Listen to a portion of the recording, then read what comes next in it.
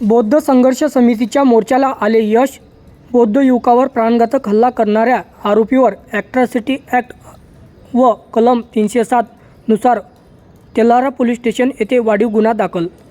तेल्हारा तालुक्यातील भांबेरी या गावातील अक्षय भोसने या बौद्ध युवकावर प्राणघातक हल्ला करणाऱ्या आरोपीवर ॲट्रॉसिटी ॲक्ट व कलम 307, 324, 392 नुसार वाढीव गुन्हा तेल्हारा पोलीस स्टेशनला दाखल करण्यात आला आहे.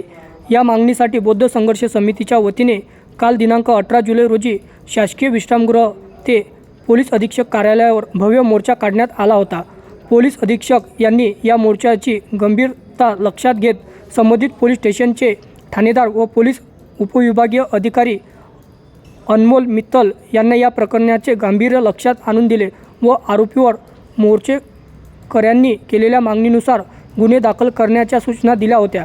त्यानुसार कालच मध्यरात्री सदर आरोपीवर ॲट्रॉसिटी ॲक्ट व कलम 307, 324, 392 नुसार वाढीव गुन्हा तेल्हारा पोलीस स्टेशनला दाखल करण्यात आला आहे.